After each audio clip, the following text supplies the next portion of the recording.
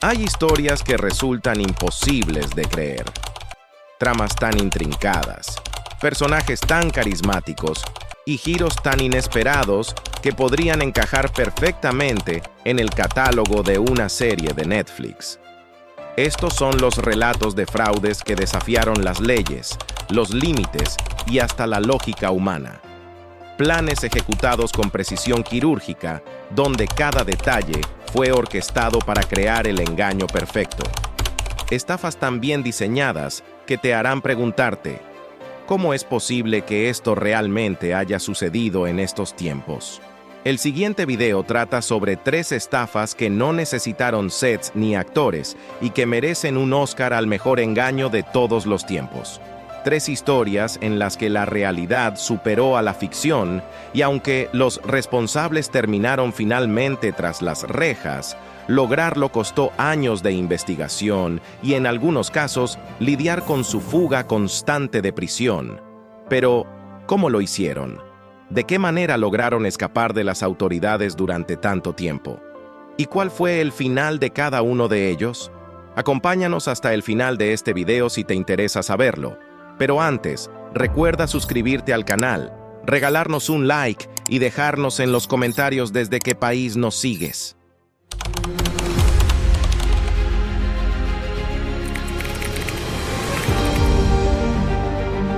Raymond Abbas, más tarde conocido como Hush Puppy, nació en Lagos, Nigeria, alrededor de 1982. Su infancia transcurrió en uno de los barrios más empobrecidos de la ciudad, rodeado de limitaciones y pocas oportunidades para escapar de la pobreza. En aquellos años Nigeria no ofrecía muchas salidas para jóvenes como Raymond, salvo la búsqueda desesperada de oportunidades en el creciente mundo digital. Cuando el Internet comenzó a expandirse, muchos jóvenes de su generación vieron en este medio una vía de escape. Pero no todos lo hicieron de forma legal. Para algunos, como Raymond, las estafas por correo electrónico se convirtieron en una alternativa de vida. Este tipo de fraudes eran simples pero efectivos. Fingían ser príncipes nigerianos o abogados que necesitaban ayuda para mover grandes sumas de dinero a cambio de una pequeña comisión. Conocidos como los Yahoo Boys, debido a su preferencia por el servicio de correo electrónico Yahoo, estos estafadores se enfocaban en víctimas estadounidenses, utilizando tácticas de manipulación emocional. Jugaban con la codicia y la desesperación de sus víctimas, prometiéndoles grandes sumas de dinero a cambio de pequeños pagos iniciales para desbloquear supuestas herencias o premios de lotería. Raymond rápidamente destacó en este mundo. A diferencia de muchos otros, él veía más allá de las pequeñas estafas y comprendía que, para tener éxito real, debía profesionalizarse. Así fue como abandonó su pandilla original de estafadores y decidió formar su propio grupo, más sofisticado, centrado en estafas a gran escala. Con el tiempo, Raymond se dio cuenta de que solo estafar mediante correos electrónicos ya no era suficiente. En 2014, tomó la decisión de abandonar Nigeria, donde el Internet inestable y la creciente persecución de las autoridades estaban poniendo en peligro sus operaciones. Se dirigió a Malasia, un país con una infraestructura de Internet más confiable y una reputación menos marcada por el fraude digital. En Malasia, Hush Puppy comenzó a idear un plan mucho más audaz que los simples correos electrónicos engañosos. Se rodeó de piratas informáticos y comenzó a orquestar estafas que involucraban la piratería de correos electrónicos empresariales. En lugar de simplemente engañar a individuos con historias falsas, su nuevo objetivo eran grandes corporaciones. El método que utilizaban era ingenioso. Seleccionaban empresas importantes, como firmas de abogados o corredurías de bienes raíces, y hackeaban los correos electrónicos de gerentes financieros o contables. Una vez dentro, simplemente observaban cómo se realizaban las transacciones legítimas. Luego, cuando llegaba el momento de enviar una factura a un cliente, alteraban los detalles bancarios, asegurándose de que el dinero fuera transferido a una cuenta controlada por ellos. Este esquema les permitió robar millones de dólares. Cada estafa era ejecutada con precisión quirúrgica, dejando pocas huellas digitales. Pero Hush Puppy sabía que, eventualmente, las autoridades comenzarían a acercarse. Decidió que su próximo paso sería mudarse a un lugar donde el lujo y el anonimato pudieran protegerlo mejor. En 2016, Raymond Abbas se trasladó a Dubái. Esta ciudad, conocida por su opulencia y por ser el hogar de los más ricos del mundo, se convirtió en el escenario perfecto para su nuevo personaje, Hush Puppy. Aquí, Raymond ya no era solo un estafador. Ahora era una celebridad de las redes sociales, famoso por su vida de excesos y por mostrar al mundo su éxito aparente. Creó una cuenta en Instagram y comenzó a compartir fotos de su lujoso estilo de vida. Desde automóviles de alta gama como Rolls-Royce y Bugatti, hasta relojes que valían cientos de miles de dólares, Hush Puppy no escatimaba en gastos para mantener su imagen. Su presencia en las redes sociales creció rápidamente, alcanzando los 2,5 millones de seguidores. Sin embargo, esta nueva vida pública también trajo riesgos. El deseo de mostrar su riqueza terminó atrayendo la atención de las autoridades. Aunque continuaba orquestando estafas millonarias, como un intento fallido de robar 124 millones de dólares de un club de fútbol inglés, Hush Puppy cometió un error fatal. Compartió demasiados detalles de su vida privada en línea. En junio de 2020, una publicación en Instagram fue el principio del fin para Hush Puppy. En su cumpleaños, compartió una foto de un pastel que le había enviado la marca de lujo Fendi. Aunque para la mayoría de las personas esto habría sido una publicación inofensiva, para el FBI fue la pista que necesitaban. Utilizando la información de esa publicación, el FBI logró confirmar detalles cruciales sobre su identidad y su ubicación. Además, una solicitud de visa anterior reveló información adicional que vinculaba a Raymond Abbas con su red de estafas. En colaboración con las autoridades de Dubái, el 8 de junio de 2020, el FBI lanzó una operación para arrestar a Hush Puppy y a varios de sus colaboradores. Durante el arresto, confiscaron 40 millones de dólares en efectivo, así como pruebas que vinculaban a la pandilla con múltiples fraudes a nivel global. Raymond Abbas fue extraditado a los Estados Unidos, donde enfrentó un juicio por sus crímenes. En noviembre de 2022, fue condenado a 11 años de prisión. Su imperio, construido sobre mentiras y estafas, finalmente se derrumbó. La historia de Hush Puppy es un recordatorio de cómo el afán de poder y reconocimiento puede llevar a la ruina. Aunque logró construir un imperio criminal y vivir una vida que muchos solo sueñan, su deseo de presumir y su exceso de confianza lo llevaron a cometer errores fatales. El mundo de las estafas digitales está lleno de peligros, y el caso de Hush Puppy es un ejemplo de cómo incluso los estafadores más sofisticados pueden caer cuando menos lo esperan. Si algo nos deja claro esta historia, es que el lujo, la riqueza y el éxito rápidos, cuando son obtenidos de forma ilícita, siempre traen consecuencias devastadoras. Si quieres conocer más detalles fascinantes sobre la vida de Raymond Abbas y cómo las redes sociales jugaron un papel crucial en su caída, quédate con nosotros.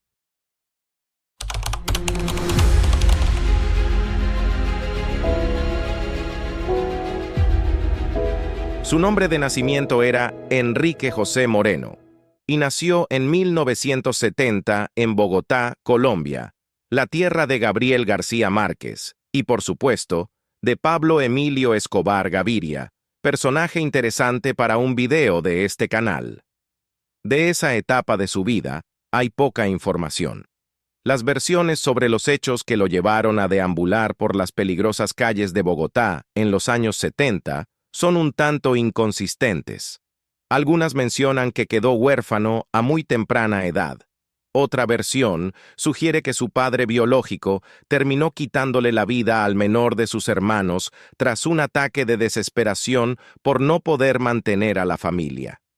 En esa situación estuvo hasta 1977, cuando, a los 6 años, su suerte y la de su hermano cambió.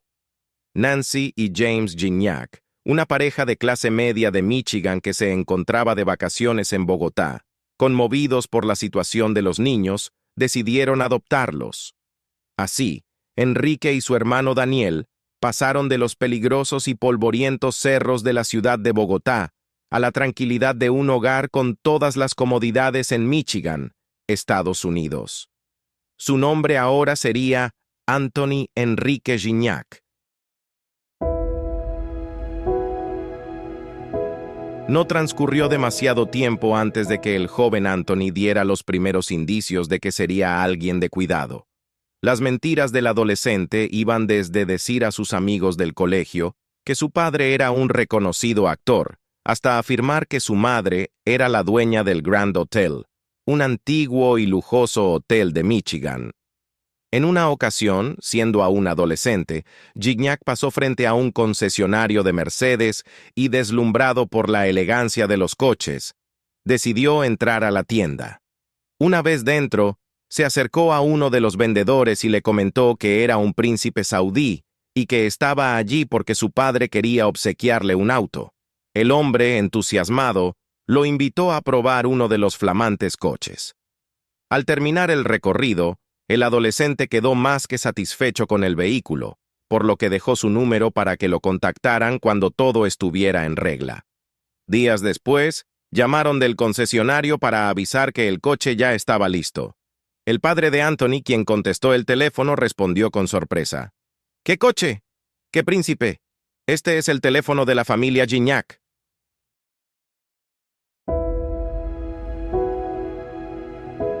Cuando Anthony tenía 14 años, sus padres deciden ponerle fin a su matrimonio.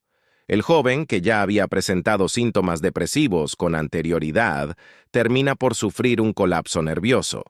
Su madre le lleva al psicólogo y, al no producirse ninguna mejoría, decide ingresarlo en un hospital psiquiátrico.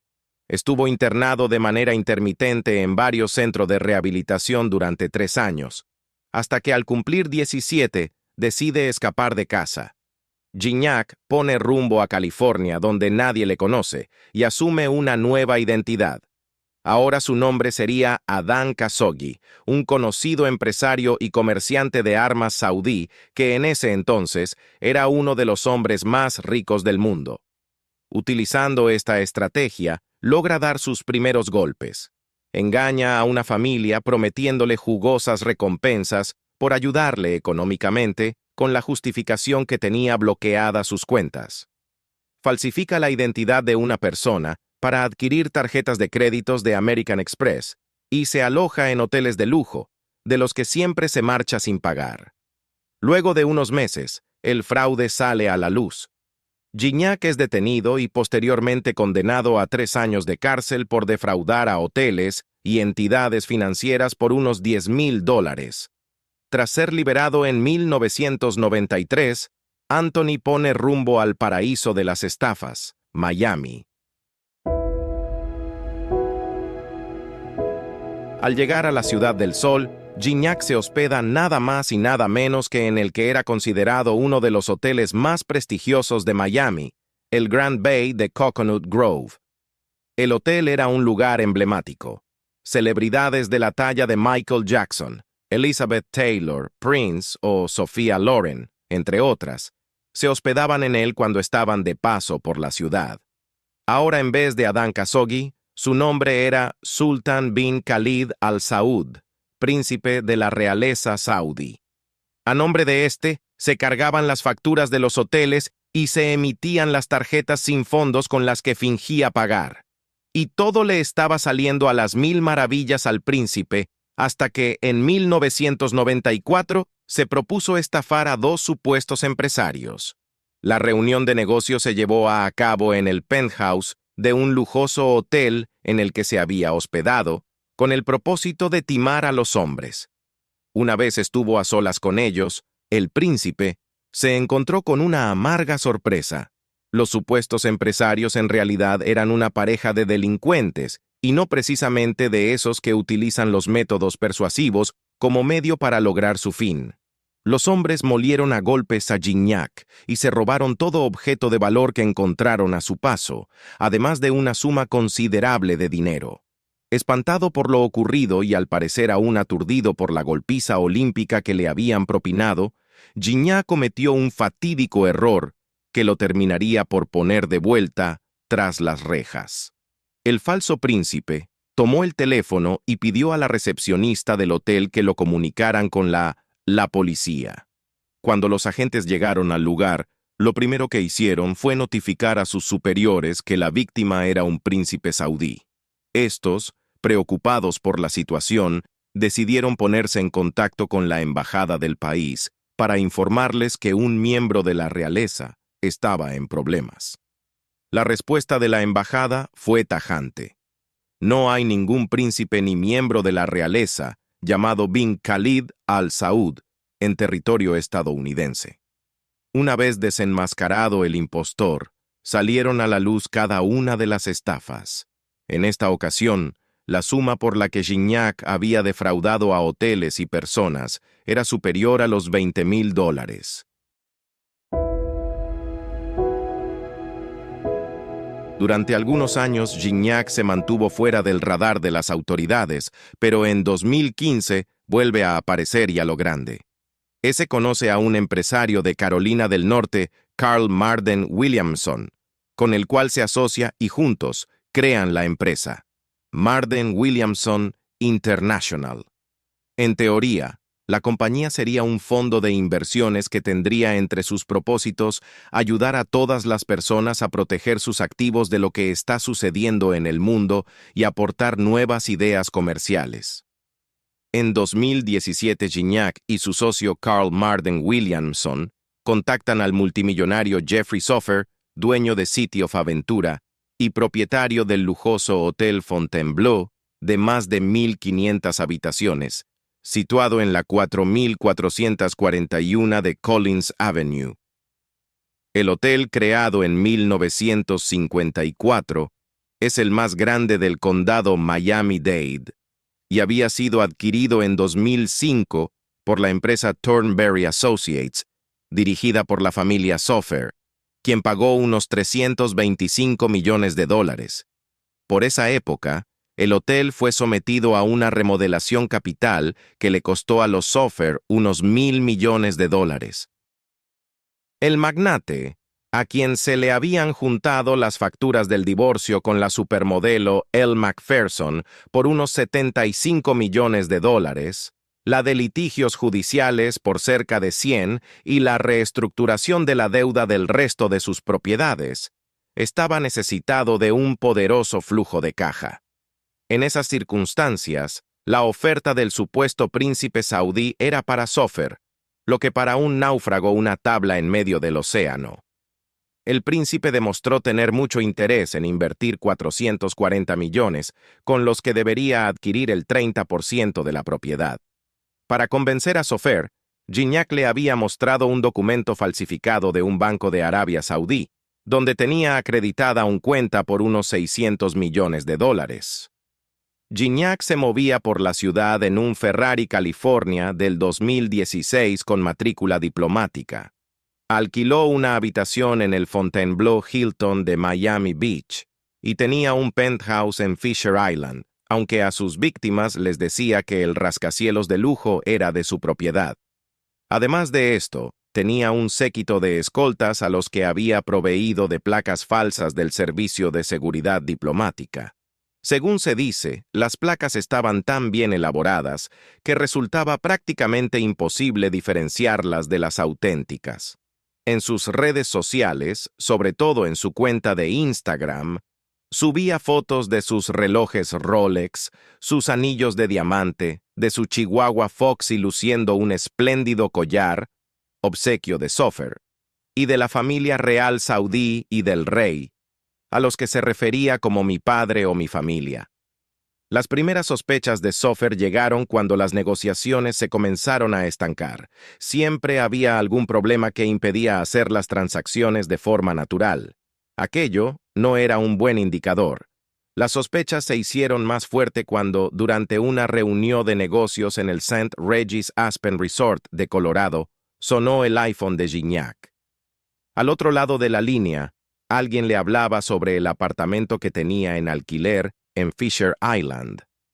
La persona intentaba alertar a Gignac sobre una presunta investigación que se estaba llevando en el lugar con el propósito de comprobar si en verdad él era el propietario del edificio. El príncipe, al saber que estaba siendo investigado, entró en pánico. Sabía que si descubrían que él solo era dueño de un condominio, su plan se vendría abajo y quedaría expuesto el fraude. Sofer había mandado a su gente a investigar, por lo que estaba claro que ya le había saltado la duda sobre la autenticidad del personaje. Fue entonces que decidió actuar. Luego de colgar la llamada, Gignac montó en cólera y se mostró indignado ante el personal de Sofer, a los que le gritaba: «Así no se hace negocios con la realeza. Esto es una ofensa».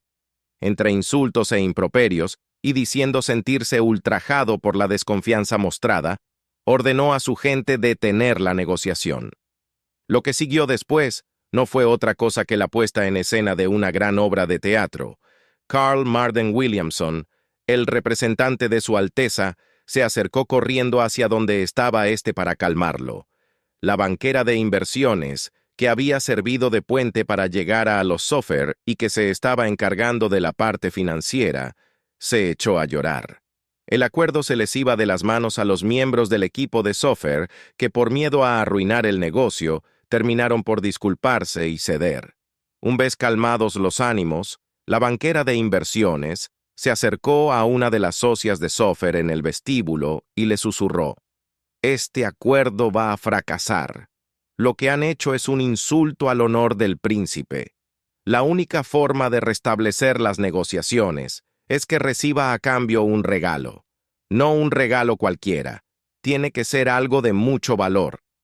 Los regalos extravagantes forman parte de la cultura de negociación en el Medio Oriente, ya que son considerados como una señal de respeto». Sofer, quien ya le había regalado con antelación obras de arte y un collar para su perro valorado en $5,000, se vio obligado a meter nuevamente su mano en el bolsillo. El magnate, que aún estaba dubitativo sobre la verdadera identidad del hombre, decidió invitarlo a una cena en la que le obsequió un brazalete Cartier valorado en $50,000. Mientras esperaban la cena, Gignac finge recibir una llamada telefónica. Durante la conversación deletrea lo que parecía ser un código y al terminar se dirige a toda la mesa. La llamada era del Departamento de Estado. «Me están vigilando. Tengo un chip de computadora en el cuello que les da mi ubicación exacta». Pero si hasta ese punto, lo que había hecho Gignac y su modo de operar ya era bastante sospechoso, lo que vino a continuación encendió todas las alarmas del magnate y de su equipo de trabajo. Cuando Gignac hizo el pedido de su cena, entre lo que solicitó había algo que no le estaba permitido comer por su religión: un filete de bacon. El cerdo está entre las carnes prohibidas para los musulmanes, por ser considerada como impura. Este pequeño error acabó por despejar todas las dudas de Sofer con respecto a la identidad de Gignac. Una vez convencido de que el hombre era un impostor, solo quedaba una cosa por hacer: averiguar quién era en realidad y en qué consistía la estafa. Al regresar de Aspen a Florida en el avión privado del multimillonario, el falso príncipe cometió otro error. Al salir del aeropuerto, Gignac se ofreció para llevar a uno de los ejecutivos de Sofer a su casa. En el camino comenzó a conducir a exceso de velocidad, jactándose de que, al ser diplomático, la policía no le podía multar. Ser miembro de la realeza saudí no le convertía automáticamente en diplomático, y eso lo sabía Sofer, que, a esas alturas, ya tenía claro que Gignac era un farsante. Lo primero que hizo el multimillonario fue ordenar a su equipo de seguridad que revisara el historial de Gignac y puso al tanto de lo que estaba ocurriendo al Buró Federal de Investigaciones FBI. También contrató los servicios de D.C. Page, quien era un ex agente federal y director de B2 Global. B2 Global es una agencia con sede en Miami, especializada en brindar inteligencia empresarial. La conclusión a la que llegó Page sobre la estafa es que la primera parte del plan era acercarse a personas de prestigio y hombres de negocio. Eso facilitaba la segunda parte, que era el objetivo final: convencer a los inversores de que apostaran por su empresa. Demostrar que era cercano a personas como Sofer le daba mucha credibilidad cuando se sentaba a negociar con inversores potenciales. Una vez que V2 Global terminó la investigación, realizó un informe detallado y exhaustivo sobre Anthony Gignac que entregó a Sofer. Después de leerlo, el magnate ordenó a sus abogados que se lo entregaran al FBI y al Departamento de Estado. Cuando el FBI se dispuso a arrestar a Gignac, se encontró con que éste había abandonado el país junto a su testaferro, Carl Williamson. El equipo de trabajo comenzó a indagar sobre la razón, aunque no fue necesario escarbar demasiado para averiguar que la salida estaba relacionada con reuniones de negocio que sostendrían con algunas de sus víctimas en el extranjero. Gignac y Williamson se reunieron con potenciales clientes para convencerlos de invertir en una de las mayores petroleras del mundo, y la principal de Arabia Saudí, Aramco. La empresa pública tenía previsto salir a bolsa en los próximos meses. El suceso era considerado por los expertos como la mayor salida a bolsa de una empresa en la historia. El gigante petrolero saudí estaba valorado en unos $1.800 millones y solo se vendería el 1,5% de su capital en acciones. Gignac, quien para este viaje había utilizado un pasaporte falso, estuvo en Dubái, Hong Kong y Londres haciendo de las suyas. Lo que el tránsfuga no sospechaba es que, en cada rincón de la ciudad al que se movía, tenía la sombra de uno de los agentes del Buró Federal de Investigaciones. El 19 de noviembre de 2017, Gignac es detenido cuando arriba al Aeropuerto Internacional John F. Kennedy en un vuelo procedente de Londres. Entre sus pertenencias, además del pasaporte falso que utilizó para el viaje, se le encontró una significativa suma de dinero en efectivo. En un primer momento, los agentes habían detenido también a su cómplice, pero luego decidieron dejar en libertad a Williamson. Gignac, visiblemente molesto con lo ocurrido, encaró a las autoridades. ¿Por qué no arrestan también a Carl? Con Gignac bajo custodia policial, el FBI allanó el penthouse de Fisher Island, un vecindario de lujo en Miami Beach. Al registrar el apartamento, los investigadores encontraron, entre otras cosas, una placa fraudulenta de agente especial del Servicio de Seguridad Diplomática de EUA, tarjetas de crédito falsas, municiones, joyas y dinero en efectivo. Un mes después de la detención de Gignac, el 14 de diciembre de 2017, Carl Williamson fue interrogado en su hogar por agentes del FBI durante 6 largas horas. Cuando los federales se marcharon, su esposa le preguntó si en realidad sabía que Gignac era un impostor, a lo que Williamson respondió que no. Esa misma noche, Carl Williamson se colgó con una cuerda en su casa de Carolina del Norte. Un día después, un jurado de instrucción acusó formalmente a Gignac y a Carl y levantó cargos en su contra por estafa. El 16 de diciembre de 2017, Carl falleció en un hospital a consecuencia de las lesiones.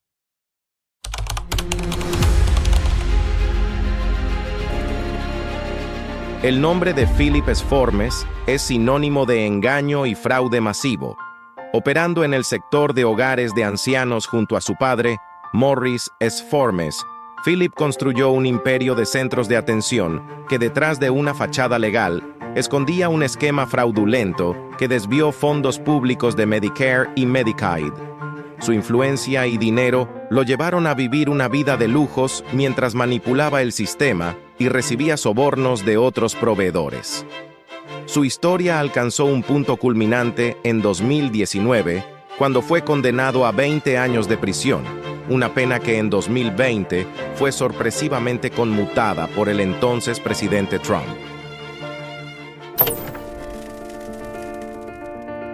Philip Esformes nació en el seno de una familia adinerada.